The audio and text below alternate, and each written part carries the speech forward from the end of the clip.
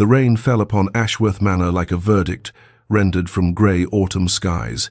each drop striking the ancient stones with the persistence of memory itself, and the carriage that wound its way up the Serpentine Drive seemed to carry within its dark confines all the weight of debts unpaid and promises broken. Eleanor Vance pressed her palm against the cold glass of the carriage window, watching the manor emerge from the mist like a creature rising from troubled waters, all towers and shadows, and windows that glowed with amber light, yet promised no warmth. She was 24 years old, and she had learned already that life demanded sacrifices from those who could least afford to make them,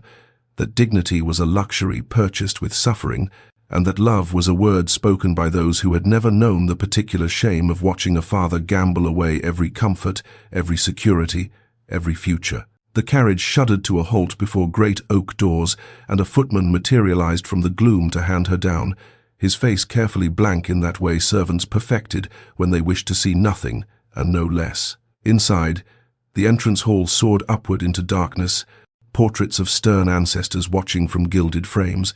and Eleanor's travelling boots echoed against marble floors as she followed a silent butler through corridors that smelled of beeswax, and something older, something that whispered of grief, preserved like flowers pressed between pages. And then he was there, Lord Sebastian Ashworth, standing before a fire that did nothing to soften the hard lines of his face, a man of 32 years who wore his bitterness like armor, forged in some private furnace of pain. He did not smile. He did not extend his hand. He simply looked at her with eyes the color of winter storms, and Eleanor felt the full weight of her reduced circumstances settle upon her shoulders like a mantle she would wear for the rest of her days. "Miss Vance," he said, and her name in his mouth sounded like an accusation. "You understand the terms." It was not a question. She understood. Her father's debt staggering, shameful. The accumulated ruin of years spent at card tables and in gambling houses would be paid in full. Her younger sister Clara would have a dowry, a future, a chance at the respectable life that Eleanor herself was now forfeiting. In exchange, Eleanor would become Lady Ashworth, wife to a man who looked upon her with something colder than indifference. "I understand," she replied, and her voice did not waver, though something within her chest felt as though it were cracking along fault lines she had not known existed. Sebastian stepped closer, and the firelight caught the sharp angles of his jaw, the cruel beauty of features that might have been carved from marble by an artist who understood suffering. "Let me be clear," he said, and his voice was low, precise, each word a stone dropped into still water.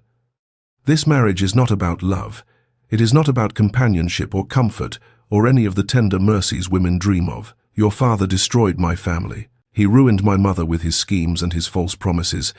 and she died with his betrayal carved into her heart. This marriage, Miss Vance, is my revenge, and you are the instrument through which I shall finally have satisfaction." The chapel stood apart from the main house, a structure of grey stone and stained glass that had witnessed generations of Ashworth unions, though none perhaps as hollow as the one solemnized on that rain-swept morning when Eleanor Vance became Eleanor Ashworth in name, if nothing else. Rain streaked the ancient windows, transforming the coloured glass saints into weeping figures, their benedictions blurred by weather that seemed determined to echo the solemnity of what transpired within these sacred walls. The pews stretched empty save for a handful of witnesses, Mrs. Brennan, the housekeeper,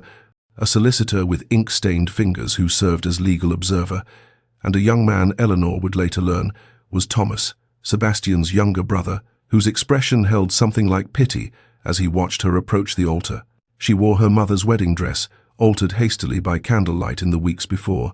ivory silk now slightly yellowed with age, and she thought as she walked that measured path toward her waiting bridegroom, how strange it was that she should wear a gown meant for love while entering a contract built entirely on vengeance. Sebastian stood rigid as a soldier awaiting orders, his dark coat immaculate, his face betraying nothing as the vicar spoke words about sacred bonds and holy matrimony that rang false against the stone walls. Asterisk, I am doing this for Clara, asterisk, Eleanor reminded herself, as she repeated vows that tasted like ash upon her tongue. Asterisk, I am doing this so she might have the life I am surrendering, so she might marry for love as our mother once did, before father destroyed everything he touched, asterisk. When Sebastian placed the ring upon her finger, a circle of cold gold that felt like a shackle, their eyes met, and she saw in his gaze the satisfaction of a man who had finally captured a piece long sought in some private game of retribution. The wedding breakfast was brief, formal, a performance of civility enacted for the servants who would carry tales, and by evening Eleanor found herself installed in chambers that, while beautifully appointed in burgundy and cream, felt as impersonal as rooms in a fine hotel. A maid named Sarah helped her undress, her eyes carefully averted, her manner suggesting she had been warned against too much friendliness, and when Eleanor asked whether Lord Ashworth might be expected, the girl's cheeks flushed crimson. "His lordship keeps his own chambers, my lady," Sarah whispered, "in the west wing. You're not to trouble yourself." Relief and humiliation warred within Eleanor's chest as she understood. This was to be a marriage of separate existences, parallel lines that would never intersect save when public appearance demanded. Later, unable to sleep, she wrapped herself in a shawl and explored the corridor outside her door, her candle casting dancing shadows upon papered walls. She passed door after door until she reached a corridor, blocked by heavy curtains, and when she moved to part them, a voice emerged from the darkness behind her, Mrs. Brennan, appearing like a spectre in her nightclothes. "The East Wing is not for visiting, my lady," the housekeeper said, her tone not unkind but firm as iron. "Lord Ashworth's orders. You'll find the rest of the house open to you, but that part belongs to the past." Eleanor retreated to her cold bed, but sleep would not come, for she understood now that she had married not merely a man but a house full of locked doors and forbidden rooms, secrets preserved behind heavy curtains, and somewhere in the darkness, a husband who intended her presence to serve as constant reminder of old wounds he refused to let heal. The days that followed arranged themselves into patterns Eleanor learned to navigate as one learns the particular geography of a prison, mapping which corridors led to cold silence and which offered moments of fragile peace. Ashworth Manor revealed itself slowly, a house of contradictions, where sunlight fell through tall windows onto floors that servants polished to mirrors, yet where shadows seemed to gather in corners as though darkness itself had taken up residence alongside the living. Mrs. Brennan proved a careful guide, showing Eleanor the morning room where she might take her breakfast, the library whose shelves stretched toward distant ceilings, the conservatory where plants struggled against the coming winter, all while steering her away from Sebastian's study with its perpetually closed door, away from the East Wing with its forbidden mysteries, away from anywhere the master might be disturbed. "His lordship keeps to a schedule," Mrs. Brennan explained one morning, her hands busy with household keys that jangled like small warnings. "Breakfast at 7, precisely, in his study alone. He rides the estate boundaries before noon, meets with his steward after, and takes dinner at 8 in the formal dining room, though he rarely requires company."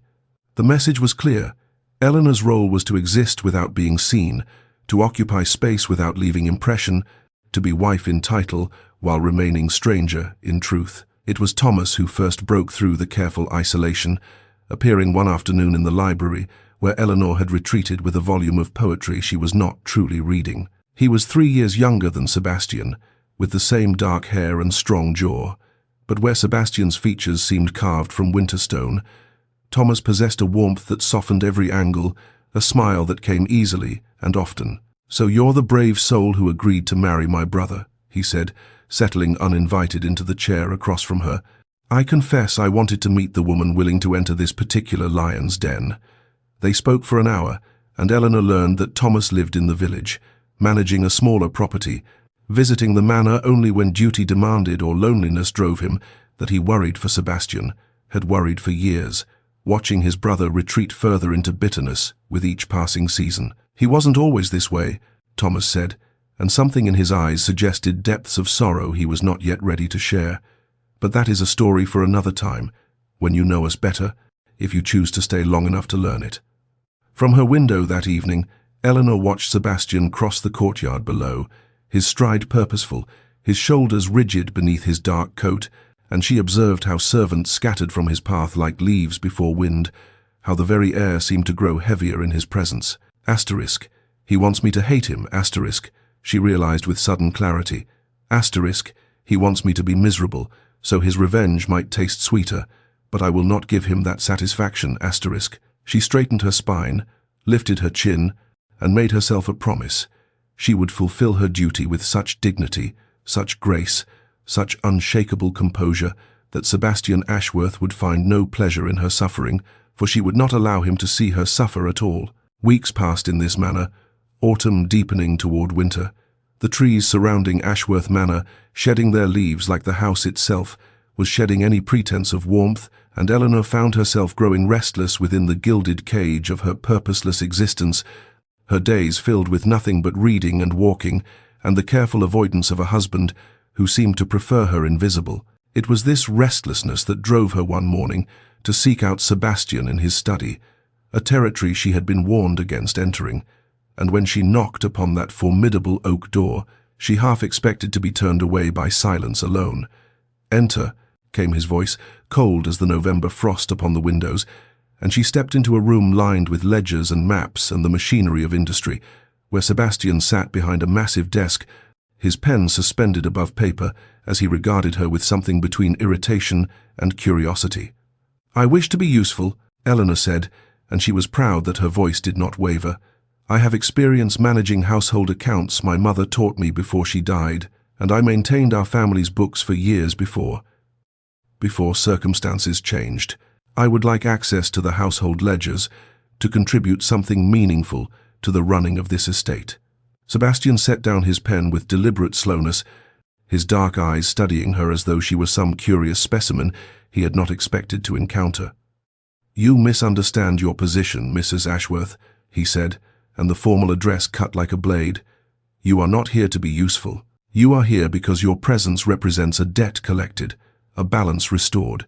The household runs perfectly well without your interference, as it has for years. Your role is simply to exist within these walls, nothing more, nothing less." Something ignited within Eleanor then, a spark of the fire she had long suppressed in the name of duty and dignity, and she stepped closer to his desk, her hands clenched at her sides. "I am not a painting to be hung upon your wall, my lord," she said, her voice rising despite her intention to remain calm. "I am not a trophy to be displayed as evidence of your victory. If you wished for a ghost, you should have married one. I am flesh and blood, and I will not spend my days in useless ornament while I am capable of contribution." Sebastian rose from his chair, and for a moment she thought she saw something flicker in his gaze, surprise, perhaps, or something dangerously close to respect, before his expression shuttered once more into familiar coldness. "You have spirit," he observed. "I wondered if the Vance family had bred it out of you entirely.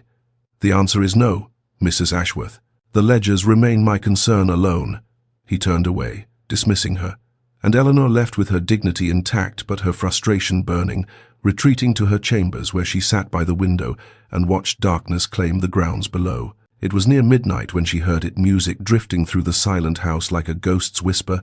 notes of such haunting melancholy that she found herself drawn from her bed,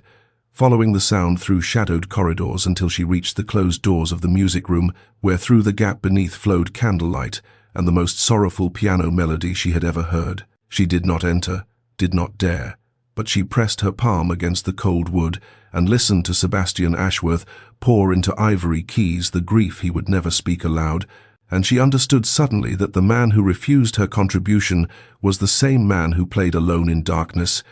drowning in depths he would let no one see. The forbidden east wing called to Eleanor in the quiet hours,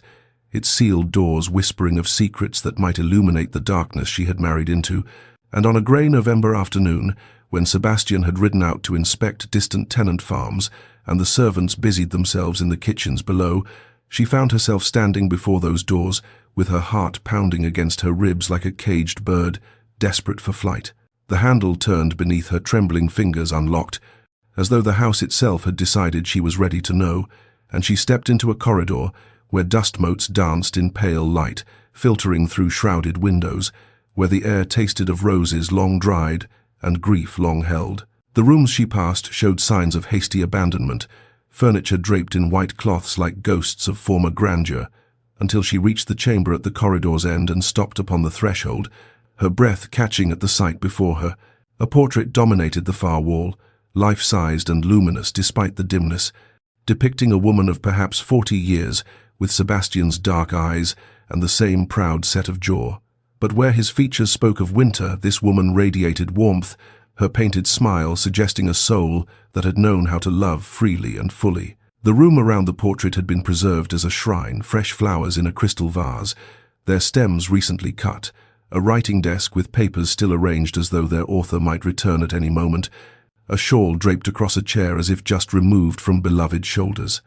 Asterisk. He comes here. Asterisk, Eleanor realized. Asterisk. He tends this room like a wound. He will not let heal. Asterisk. And she understood suddenly that the master of Ashworth Manor was not merely cruel but broken, not simply cold but frozen in a moment of loss he could not release. "You should not be here, my lady," came Mrs. Brennan's voice from behind her, soft with warning and something that might have been compassion, and Eleanor turned to find the housekeeper standing in the doorway, her weathered face etched with old sorrow. "Lady Ashworth," Eleanor said, gesturing toward the portrait. "Sebastian's mother." Mrs. Brennan nodded slowly, moving to stand beside Eleanor, both women gazing up at that painted face that seemed to hold all the warmth the manor now lacked. She was the heart of this house, the light that made Lord Sebastian smile, the reason Lord Thomas laughed still. And when your father's dealings destroyed the family investments, when the shame of it proved too much for her gentle constitution, she simply faded, took to her bed and let go of living, and the master found her, held her as she breathed her last, and something in him died alongside her that cold spring morning. The words struck Eleanor like physical blows, each revelation another weight added to the burden she already carried, and she gripped the back of a dusty chair to steady herself against the magnitude of what her family had wrought. Her father's gambling, his desperate schemes, his willingness to sacrifice anyone for his own salvation. She had known these things abstractly, had borne the shame of his disgrace, but now that shame transformed into something sharper, something personal, for she stood in the room where a mother had died of heartbreak caused by Vance's greed. Asterisk. I am the daughter of the man who killed his mother. Asterisk, she thought. Asterisk. And he married me to make me pay for sins I did not commit, but cannot deny. Asterisk. When she left the East Wing, carefully closing doors behind her,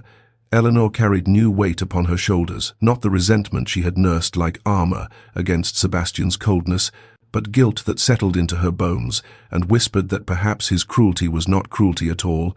but the only language left to a man whose capacity for gentleness had been buried alongside the woman in that portrait, the woman whose smile Eleanor would see now every time she looked into her husband's grieving eyes. Winter descended upon Ashworth Manor like a second marriage, cold, inevitable, and transforming everything it touched, and Eleanor found herself wandering the village one frost-bitten December morning, her breath forming clouds before her as she sought escape from the oppressive silence of a house that seemed to grow smaller with each passing day. It was in the village square that she first noticed them, children huddled in doorways, their faces pinched with cold, and something worse, the dull emptiness of minds left fallow, of futures already narrowing before they had properly begun. "There is no school," the baker's wife told her when Eleanor inquired, her weathered hands never pausing in their kneading. "There was one once, when the old lord lived, but after Lady Ashworth passed and the young master closed himself away, the schoolmaster left for better prospects, and no one thought to replace him. The children work the farms now, or run wild, and learn nothing of letters or numbers or the world beyond these fields." That night, Eleanor could not sleep, her mind turning over possibilities like stones in a riverbed, and by morning she had made her decision without consultation or permission, for she had learned that asking Sebastian Ashworth for anything meant receiving refusal dressed in cold formality. The old chapel at the edge of the village had stood empty for years, its pews dusty but sturdy, its windows still admitting pale winter light, and within a week Eleanor had transformed it into something resembling a schoolroom, with slates she purchased from her small allowance and books she borrowed from the manor's neglected library. The children came hesitantly at first, sent by mothers who remembered Lady Ashworth's kindness and wondered if the new mistress might carry some echo of that warmth, and Eleanor discovered within herself a patience she had not known she possessed, a joy in watching understanding dawn across young faces that made her own troubles seem smaller, more bearable. She was teaching them the alphabet on a grey afternoon, her voice carrying through the chapel as small fingers traced letters on worn slates, when the door opened and Sebastian Ashworth stood silhouetted against the winter sky, his expression unreadable as he surveyed the scene before him. "You did not ask permission," he said, and Eleanor rose to face him, her chin lifted in defiance, even as her heart hammered against her ribs. "I did not know I required it to do good," she replied. "These children have nothing, no education, no prospects, no hope of anything beyond the poverty they were born into. If being your wife means anything at all, let it mean I can give them this much." Sebastian's jaw tightened, and for a long moment Eleanor braced herself for the cold dismissal she had come to expect, for the reminder that she was merely a transaction, a debt collected. But he said nothing, simply turned and left, the door closing behind him with a sound that echoed through the chapel like a gavel's fall. She continued teaching, her voice steady despite the trembling in her hands, and when she glanced toward the frost-rimmed windows an hour later, she saw his carriage, still waiting in the lane, saw him watching through the glass with an expression she could not name. The children departed as darkness fell, and Eleanor walked home through snow that had begun to fall in soft whispers, finding upon her arrival that someone had delivered blankets to the chapel, thick, warm, expensive blankets that bore no note, but carried nonetheless a message she was only beginning to understand. Christmas arrived at Ashworth Manor not with joy but with a careful, fragile civility that felt to Eleanor like walking across a frozen pond, each step measured, each breath held against the possibility of everything shattering beneath her feet. The great hall had been decorated by Mrs. Brennan's direction. Holly and ivy wound around banisters that had not seen such adornment in years, and candles flickered in windows that looked out upon a world transformed by snow into something almost peaceful, almost forgiving. Thomas had come down from London for the occasion, his presence a buffer between the strained silences that still characterized Eleanor's interactions with Sebastian, and the three of them sat at Christmas dinner, like actors in a play none of them had rehearsed, speaking of weather and estate matters, and anything that did not touch upon the complicated truth of why they were gathered together in the first place. Eleanor had spent weeks preparing her gift, had discovered it quite by accident while cataloguing the neglected library shelves, a slim volume of poetry, its pages worn soft by loving hands, its margins filled with annotations in a feminine script that Eleanor had come to recognize from the letters preserved in the East Wing shrine. Lady Ashworth's favorite verses, her private thoughts recorded in faded ink beside stanzas about love and loss and the endurance of hope through winter's darkest nights, and Eleanor had taken the fragile thing to the village bookbinder, had paid from her small allowance to have it restored and preserved in leather the color of wine, had wrapped it in paper. She decorated herself with pressed winter flowers. When she presented it to Sebastian after dinner, while Thomas busied himself with brandy by the fire, she watched his face for any sign of the cold dismissal she had come to expect, any indication that she had overstepped the invisible boundaries that governed their strange arrangement. But Sebastian Ashworth, who had armored himself so carefully against feeling, who had made cruelty his shield and distance his fortress, simply stood there holding his mother's poetry in hands that trembled almost imperceptibly, his dark eyes moving across the familiar handwriting, his throat working around words that would not come. He left without speaking, the book clutched against his chest like something precious and wounding all at once, and Eleanor told herself she had not hoped for more, had not imagined for even a moment that such a gift might bridge the chasm between them. That night, preparing for bed in her solitary chamber, she found it waiting at her door, a single rose, impossibly white against the dark wood of the threshold,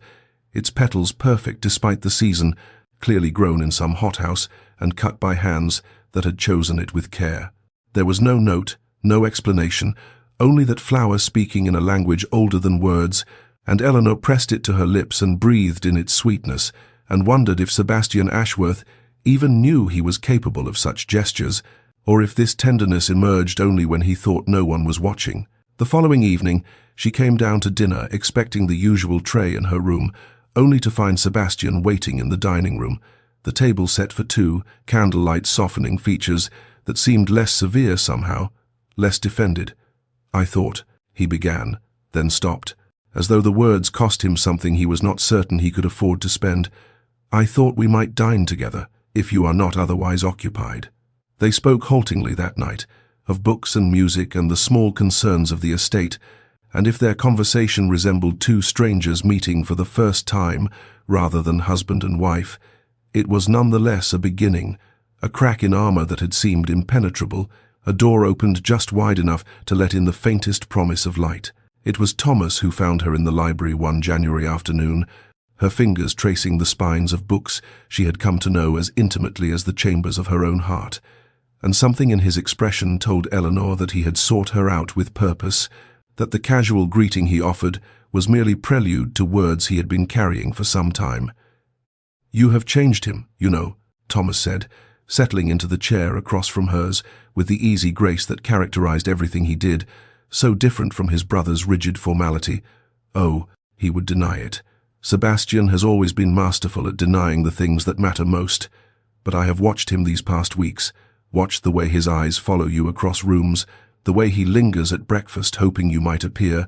and I see something I thought I would never see again, the ghost of the brother I remember. Eleanor set aside her book, her pulse quickening at Thomas's words even as she schooled her features into careful neutrality, for she had learned that hope was a dangerous thing in this house, a flame that could warm or consume with equal indifference. "He was not always like this," Thomas continued, his voice softening with memory, his gaze drifting to the frost-laced window as though looking backward through time itself.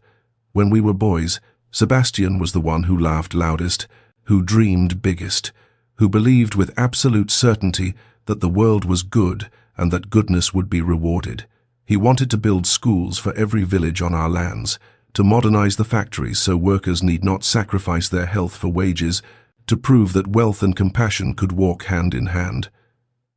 Eleanor leaned forward, hungry for these fragments of a man she was only beginning to glimpse beneath the ice,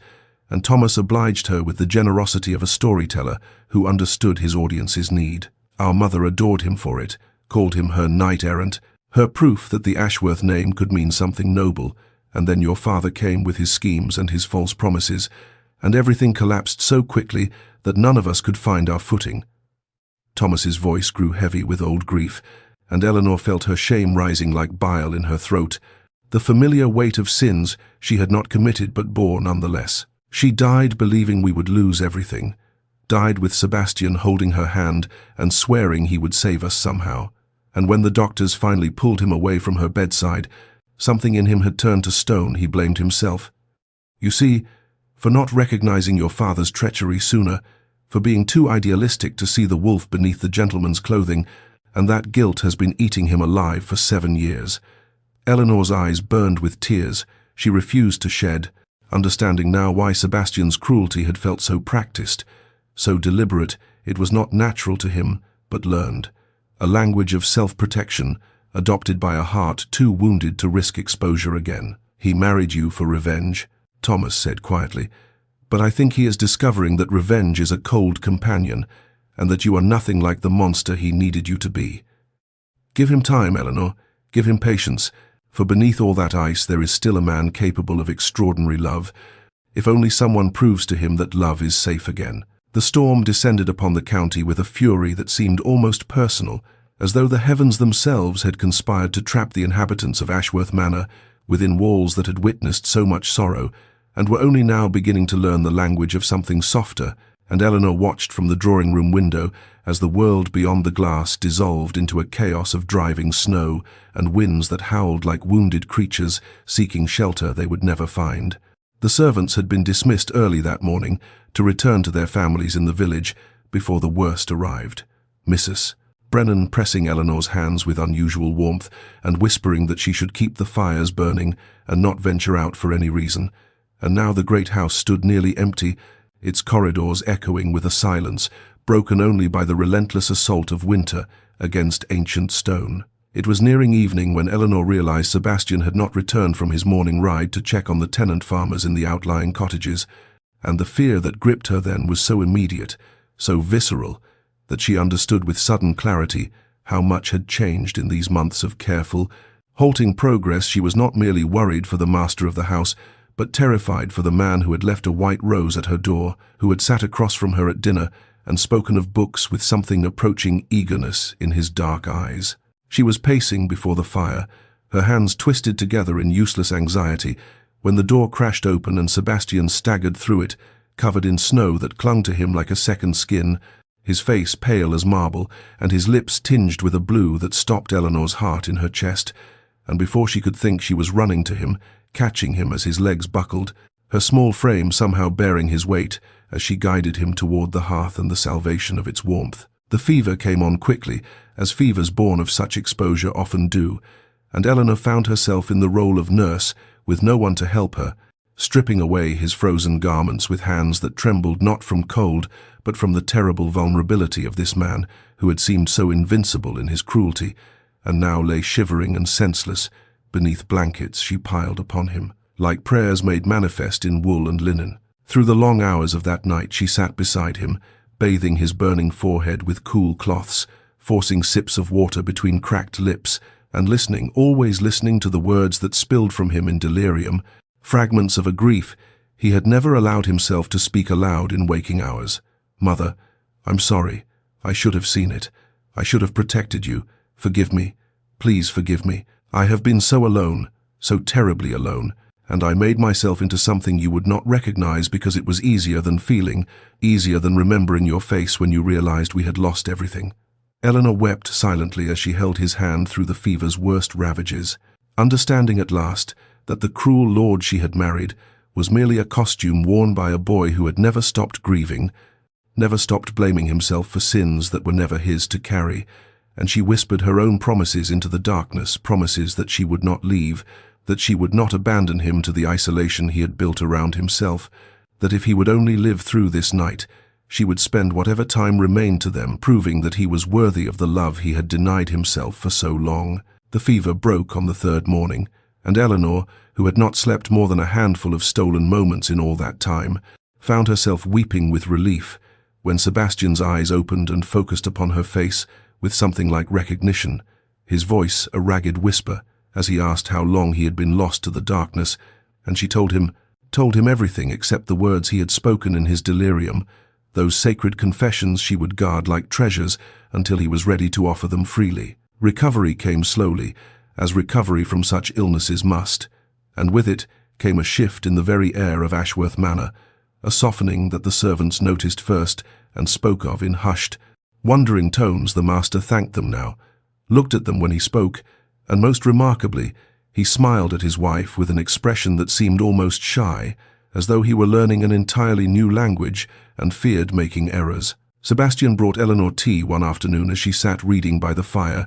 his hands uncertain as he placed the cup beside her, and when she looked up at him with surprise, he merely said that she must be exhausted from her vigil, and that he owed her a debt he could not begin to calculate. And though the words were formal, the warmth beneath them made Eleanor's heart flutter like a caged bird, sensing the approach of spring. She began reading aloud to him during his convalescence, novels and poetry and histories that sparked discussions, lasting long into the evening hours, and Eleanor discovered that Sebastian possessed a mind as sharp as any scholar's, that his opinions were nuanced and thoughtful, that he genuinely wished to know what she thought, rather than simply waiting for his turn to speak. This was a man who had been lonely for so long that conversation itself had become a feast. He approached with wondering hunger. "Mrs." Brennan smiled knowingly when she observed them taking breakfast together. When she noticed that Sebastian had begun asking Eleanor's opinions on estate matters he had once guarded jealously, when she saw the master linger at doorways simply to watch his wife pass through them, and the old housekeeper permitted herself a small prayer of gratitude that love might yet take root in soil that had seemed so barren. The moment came on an ordinary evening, unremarkable in every way except for what transpired between them. They were reaching for the same book of sonnets, both having thought to read aloud that night, and their hands met upon the leather binding with a touch that sent something electric through Eleanor's entire being. And she looked up to find Sebastian frozen, his dark eyes locked upon their joined fingers, as though witnessing a miracle he dared not believe. Neither pulled away, and in that suspension of breath and time, something irrevocable passed between them, an acknowledgement that the walls they had both constructed were crumbling faster than either could rebuild them, and perhaps, just perhaps, that destruction was not something to fear but to welcome, like the first thaw after a winter that had lasted far too long. Spring announced itself first in small rebellions against winter's grip, a softening of the frost upon the windows, a tentative birdsong breaking the dawn silence, the first brave crocuses pushing through soil that had seemed frozen beyond hope of renewal. And it was on such a morning, when the light fell golden through the breakfast room and painted Eleanor's hair with threads of amber, that Sebastian set down his cup and asked a question that would change everything. "If you could alter anything about this estate, what would it be?" Eleanor, startled by such an invitation from a man who had once declared her nothing more than a transaction, considered carefully before speaking of the garden she had glimpsed from the east wing windows, the one that lay behind the manor in tangled ruin, choked with weeds and brambles that obscured what must once have been magnificent. She had learned from Mrs. Brennan that this had been Lady Ashworth's particular joy, her sanctuary, the place where she had taught a young Sebastian the names of flowers and the patience required to coax beauty from the earth, and Eleanor watched something flicker across her husband's face at the mention of it. Pain and longing intertwined like the very vines that had consumed his mother's legacy. She expected refusal, expected the walls to rise again as they always did when the past was invoked, but instead, Sebastian was silent for a long moment before saying, his voice rough with emotion, he no longer tried entirely to hide, that perhaps it was time to bring something back to life, rather than continuing to let it die. And so began the project that would become their unspoken courtship, their dialogue conducted in soil and seed, and the shared labor of resurrection. They worked together in those lengthening days of early spring, Sebastian shedding his coat and rolling his sleeves to reveal forearms that spoke of strength he had hidden beneath the armor of a gentleman's attire. Eleanor, kneeling in the dirt without care for her gown, and in this leveling of station and pretense, they found a freedom to speak that formal drawing rooms had never permitted. He told her of his mother's laugh, how it had sounded like music, how she had believed that growing things was an act of faith in tomorrow, and Eleanor shared her own small dreams, the teaching she wished to expand, the books she longed to write, the quiet life she had imagined before duty had demanded sacrifice. Laughter returned to Ashworth Manor, surprising them both the first time it escaped Sebastian's lips at some jest Eleanor made about his inexpert pruning, and she realized she had never heard him laugh before, that this sound, full and warm and utterly unguarded, was a gift more precious than any of the jewels that sat untouched in her chamber. And she caught him looking at her afterward with an expression of wondering bewilderment, as though he too was discovering something he had believed lost forever. The garden began to take shape beneath their hands, beds cleared and planted, pathways restored, a rose arbor rebuilt where his mother's favorite climbers would eventually bloom, and with each day spent in this shared creation, Eleanor understood that they were cultivating something far more significant than flowers. They were nurturing the tender, fragile possibility that two wounded hearts might yet learn to beat in harmony. The afternoon had been gentle, Eleanor and Sebastian working side by side to stake the young climbing roses that would one day cascade over the restored arbor, their conversation easy with the comfort of growing familiarity, when the sound of carriage wheels upon gravel shattered the peace with a violence that seemed almost physical. Eleanor knew before she turned, knew with the sick certainty of a child who has learned to recognize the particular cadence of approaching disaster, and her face drained of color as she watched her father descend from a hired hack, his clothing disheveled, his gait unsteady with drink even at this early hour, and Sebastian felt her freeze beside him, felt the joy drain from her body like water from a cracked vessel, and something dangerous stirred in his chest at the sight of fear in her eyes. Henry Vance had aged poorly since Eleanor had last seen him, the ravages of drink and desperation carving deep grooves into a face that had once been handsome, and he advanced upon them with the belligerent entitlement of a man who had never accepted that his downfall was of his own making, demanding to know why his letters had gone unanswered, why his son-in-law had refused his reasonable requests for additional funds, calling Eleanor an ungrateful wretch who owed him everything and had repaid him with abandonment. And Sebastian watched as Eleanor seemed to shrink, her shoulders curving inward, her voice small as she tried to placate and redirect, and he recognized with sickening clarity the posture of someone who had spent years navigating abuse, who had learned that invisibility was the only safety. The tirade continued, Henry's voice rising as he catalogued Eleanor's failures, her plain face, her stubborn nature, her inability to secure a proper match before Sebastian's offer, her pathetic attachment to her sister, who was equally worthless, and Sebastian saw Eleanor flinch at each accusation as though struck by physical blows, saw tears gathering in eyes that she fought to keep steady, and the rage that rose within him was unlike anything he had ever experienced. a fury so profound it bordered on the sacred, because this man had wounded her in ways that left no visible marks but had shaped the very architecture of her soul. Sebastian stepped forward, placing himself between Eleanor and her father with a coldness that made his previous distance seem like warmth by comparison, and his voice when he spoke was quiet with the particular menace of a man who need not raise his voice to destroy, informing Henry Vance that he would leave immediately and never return, that any future contact would be handled through solicitors, that if he ever spoke to Eleanor in such a manner again, Sebastian would ensure he spent his remaining years in a debtor's prison from which no amount of begging would secure release, and something in his eyes must have penetrated even Henry's drunken fog, for the older man retreated, muttering threats that held no power, climbing back into his hack with the particular cowardice of bullies confronted by someone they cannot intimidate. Only when the carriage had disappeared did Sebastian turn to Eleanor, and what he saw undid him completely. She was shaking, silent tears streaming down her cheeks, her arms wrapped around herself as though she might fly apart without that anchor, and he moved to her without thought, gathering her against his chest with a tenderness he had not known himself capable of, holding her as years of swallowed pain finally broke free, her sobs muffled against his coat while he murmured words of comfort into her hair, and vowed silently that she would never feel unprotected again, that his arms would be her shelter for as long as she would have them, that loving her, for he could no longer deny that this was love, meant standing between her and every storm that dared approach. The moon hung low and luminous over the restored garden, its silver light transforming the tender new growth into something ethereal, otherworldly. And Eleanor had come here seeking solace as she often did now, seeking the peace that this place of resurrection offered, when she heard footsteps on the gravel path behind her and knew without turning that Sebastian had followed, that he too was drawn to this sanctuary they had built together, from ruin and memory, and the tentative hope of something neither had dared name. She did not speak as he came to stand beside her, both of them gazing at the roses that had begun to climb the arbor, where his mother's favorites would soon bloom again, and the silence between them was no longer the cold void it had once been, but rather a comfortable presence, a space where words could form slowly without the pressure of expectation, until Sebastian finally spoke, his voice rough with emotion that seemed to cost him everything to release. "I find I cannot do it anymore."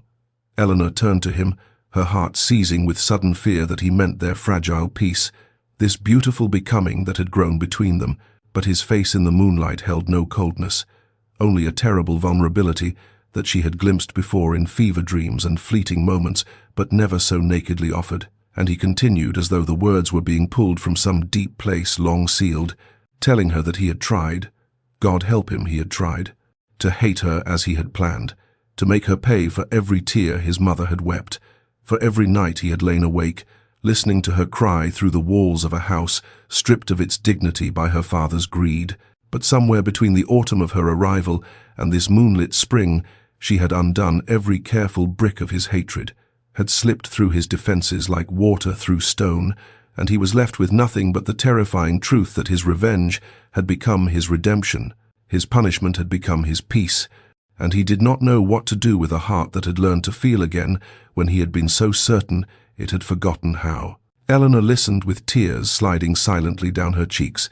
and when he finished, she asked the question that had haunted her through every gentle moment, every shared laugh, every accidental touch that had lingered longer than accident could explain. Could he truly love her, knowing what name she carried, knowing that Vance's blood ran through her veins, that she was the daughter of the man who had destroyed everything he cherished? And Sebastian turned to her fully then, taking her hands in his with a tenderness that made her breath catch,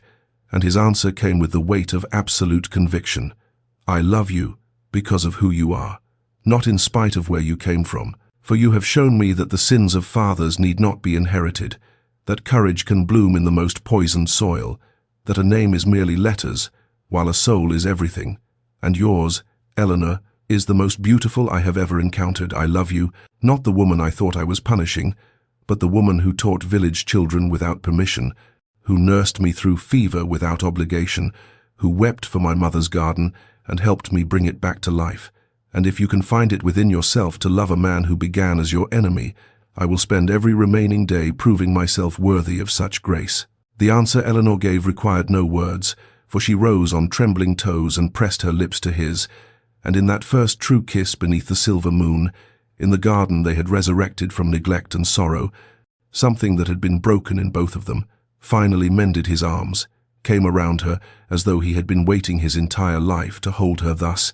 and she melted into his embrace with the relief of someone who had wandered, lost, and finally found home. And when at last they parted, breathless and transformed, Sebastian pressed his forehead to hers and whispered her name like a prayer, like a promise, like the first word of a new language. They would spend their lives learning together, and the roses his mother had once tended seemed to lean toward them in blessing,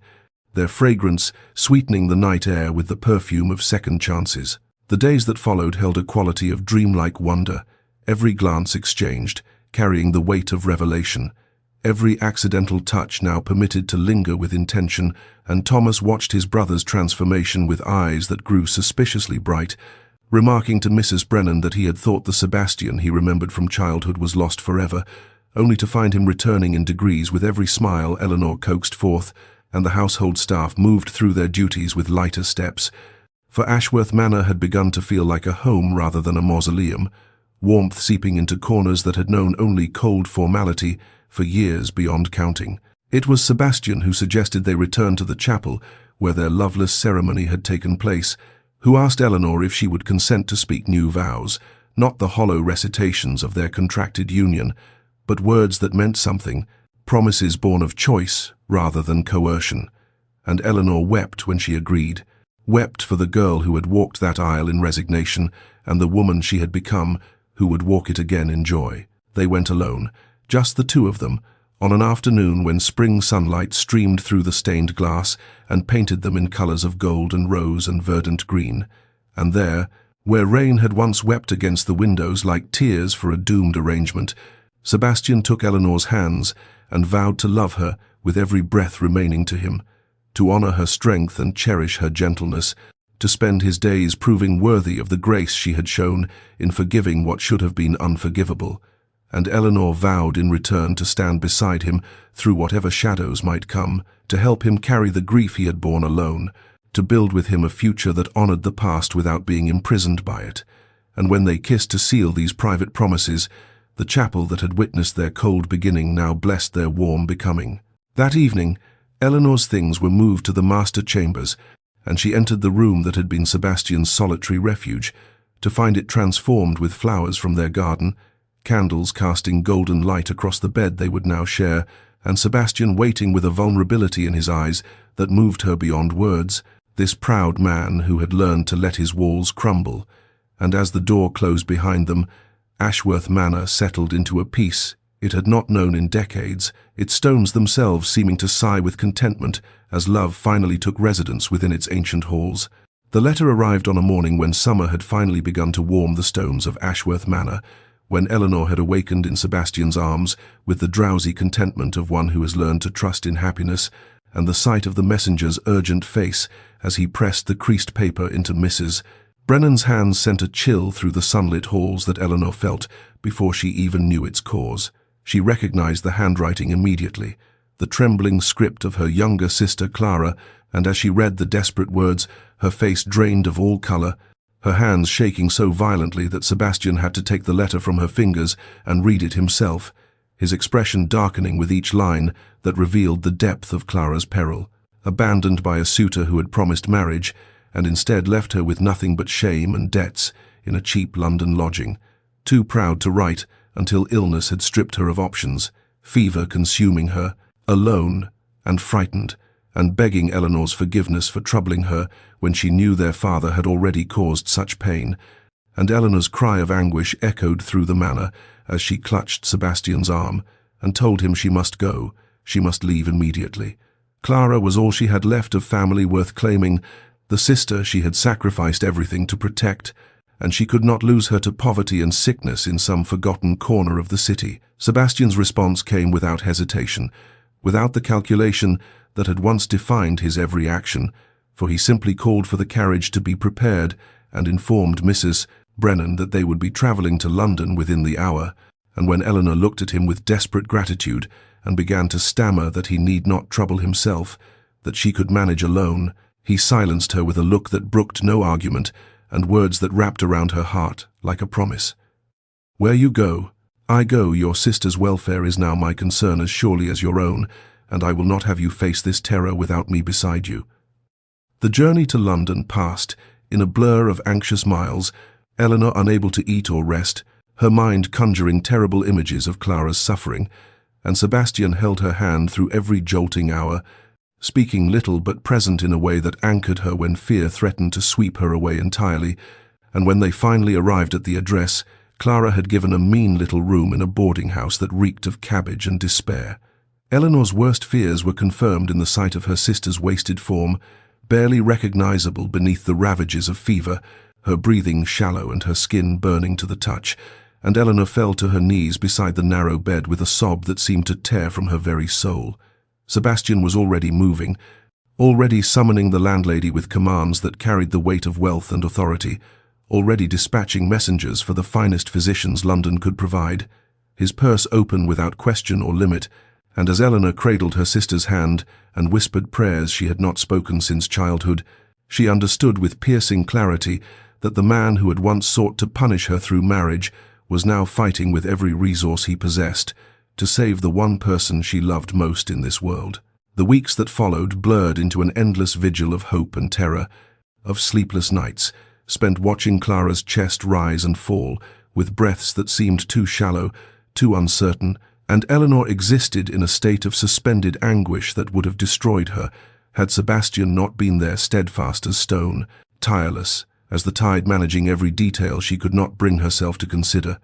paying the physicians who came and went with grave expressions, securing better lodgings when it became clear Clara could not be moved far, ensuring that food appeared before Eleanor even when she insisted she could not eat, and sitting beside her through the darkest hours when Clara's fever spiked, and Eleanor was certain she would lose her sister to the same cruel fate that had claimed so much else, his hand wrapped around hers like an anchor, preventing her from drowning in despair. He spoke little during those long nights, for Sebastian had never been a man of easy words, but his presence said everything, the way he learned the physicians' names and questioned them with sharp intelligence about treatments and prognoses,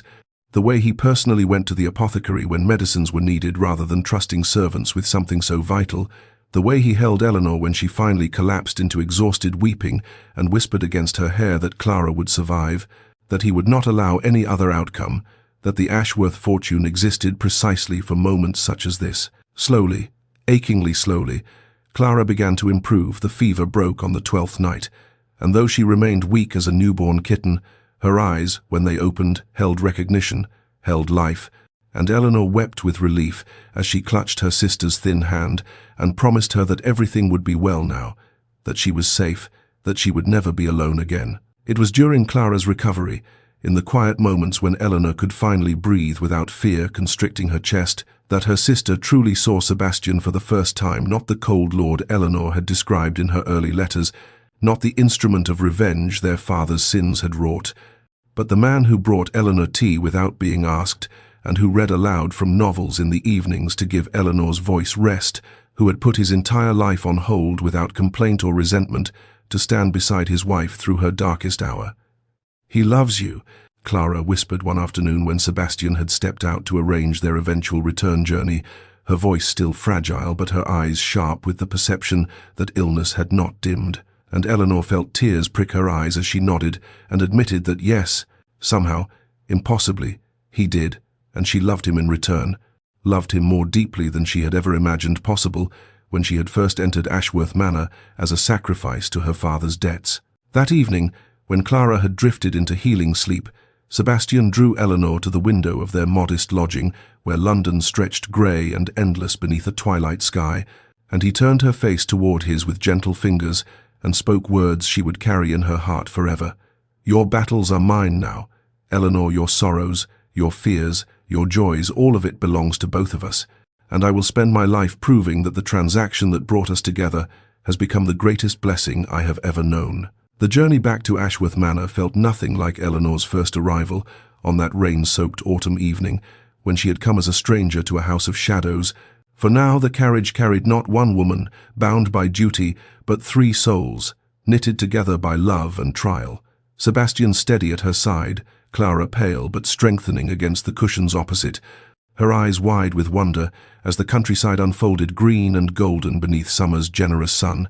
And when the manor finally rose into view, its stones no longer seemed cold and forbidding, but warm with promise, with the accumulated weight of transformation that had occurred within those walls. And Eleanor felt tears slip down her cheeks as she realized she was bringing her sister home in truth, to a place where both of them would be cherished rather than merely tolerated. Sebastian had written ahead, and Mrs. Brennan had prepared everything with the quiet efficiency that masked deep affection,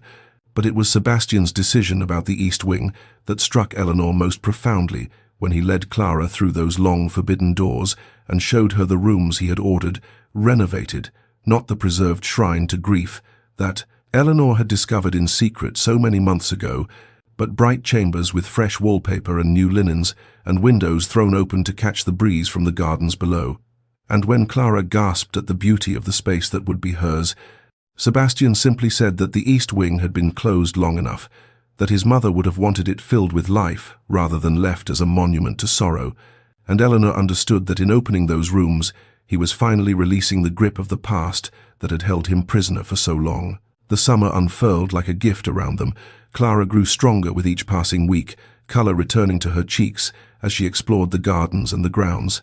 And Thomas, dear Thomas, found excuses to visit more frequently than duty required, his eyes following Clara with an interest that made Eleanor smile knowingly. And through it all the estate flourished under Eleanor's care.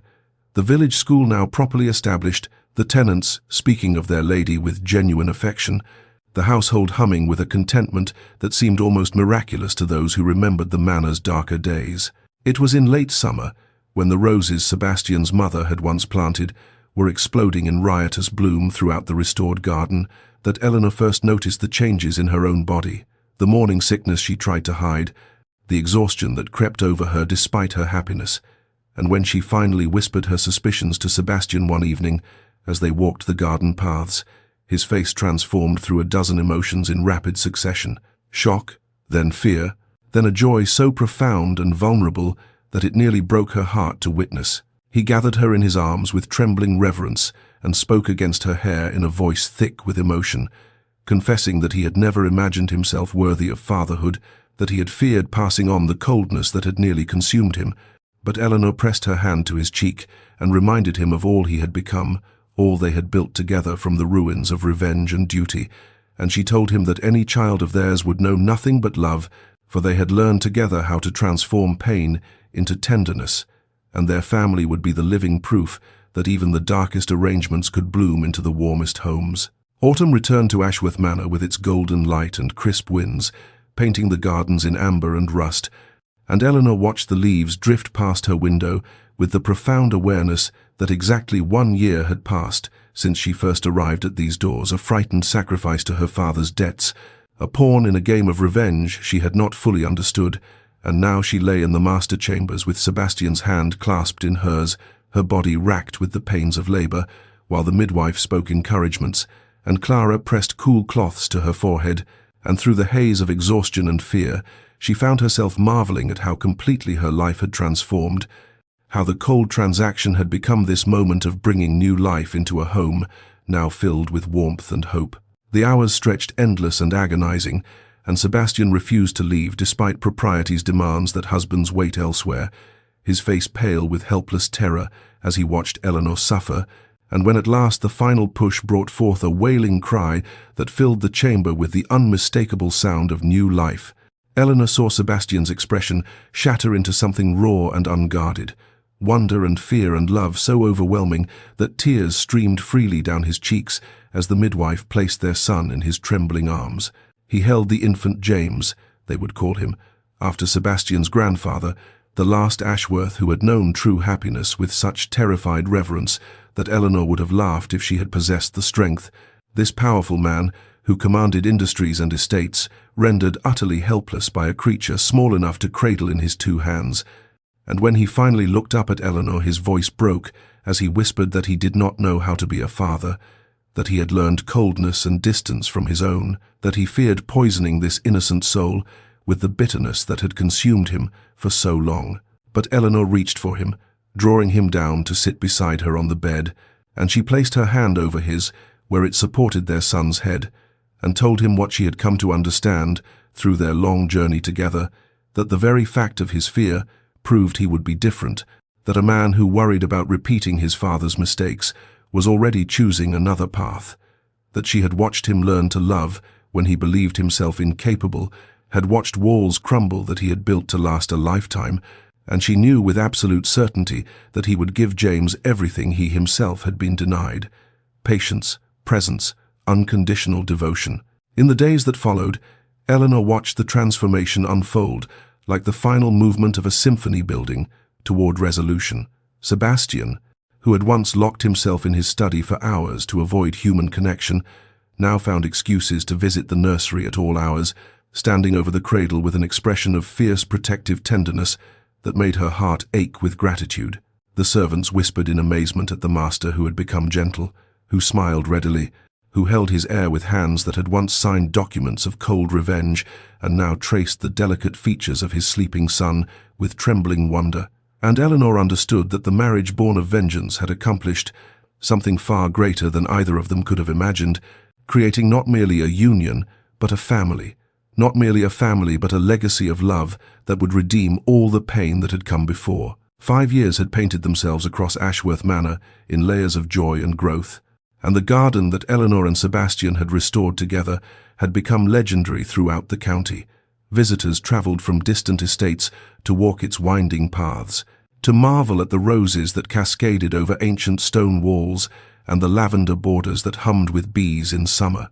But none of them knew the true history written in those blooms, the story of two wounded souls who had found their way back to life while working side by side in the soil, and on this particular autumn afternoon, with golden light slanting through copper leaves and the air carrying that familiar scent of wood smoke and ripening apples, Eleanor stood at the garden's heart watching James, now a sturdy boy of 5 with his father's dark hair and her own grey eyes, chase his younger sister Catherine through the hedgerows, their laughter ringing out like bells across the grounds where silence had once reigned supreme. The manor had transformed as completely as its master, no longer a monument to grief and revenge, but a home, alive with the chaos and warmth of family. Clara's embroidery frame stood by the morning-room window, where she sat in quiet contentment, her hand resting on the swell of her belly as she watched her husband Thomas read aloud from the newspaper. Their own love story having unfolded naturally in the years since she came to recover, blossoming from gratitude into friendship, into something deeper that surprised no one, except perhaps themselves. And Sebastian, the man who had once locked himself away from all human connection, now spent his evenings teaching James to play the piano, the same instrument that had once echoed with melancholic isolation, now filling the house with stumbling scales and patient laughter. He found Eleanor in the garden as the children's nurse gathered them for their afternoon rest, and he took her hand as naturally as breathing, leading her along the path they had walked 1,000 times through seasons of planting and pruning and harvest, past the bench where they had shared their first confession of love, beneath the arbor where roses his mother had planted decades ago still bloomed faithfully each summer, and when they reached the small fountain at the garden's center, dry and crumbling when they began this work, now singing with clear water, he stopped and turned to face her with an expression that still held, after all these years, that edge of wonder she had first glimpsed in his eyes when their son was born. "I have been thinking," he said, his voice low and rough with emotion, "about that night you arrived, the rain, the cold, my determination to make you suffer for sins that were never yours, and I cannot reconcile that man with who I am now, standing here with you, watching our children play in a garden that was dead before you brought it back to life." Eleanor reached up to touch his face, tracing the lines that time had carved there, lines of laughter now rather than bitterness, and she remembered too the fear, the resignation, the desperate clinging to duty as her only compass through an impossible situation, and she marveled at the alchemy that had transformed arrangement into devotion, transaction into tenderness. "I thought I was punishing you," Sebastian continued, his voice breaking slightly on the words he had clearly been carrying for some time, waiting for this moment, this perfect autumn echo of their beginning. "I thought revenge would heal something broken in me. Instead, you saved me, Eleanor, you saved me from becoming the monster I was so determined to be. She smiled at him. This man who had learned to love against every instinct, who had torn down his own walls brick by brick, and she spoke the truth that had crystallized over years of building a life together. We saved each other. Sebastian, that is the miracle neither of us expected when this began. That evening, as winter's first frost painted delicate crystals across the windows of Ashworth Manor, the family gathered in the great drawing room where firelight danced across faces, transformed by years of love. James sat cross-legged on the carpet, teaching young Catherine the rules of chess, while Clara and Thomas shared a settee, her head resting against his shoulder as his hand traced gentle circles on her rounded belly, and Sebastian and Eleanor occupied the chairs nearest the hearth, her fingers intertwined with his as they watched the scene before them with the quiet contentment of those who have weathered storms and emerged into harbour. And in this moment of perfect peace, where the only sounds were the crackle of flames and the soft murmur of children's voices and the occasional turning of a page, it seemed impossible to remember that this house had once been a monument to grief,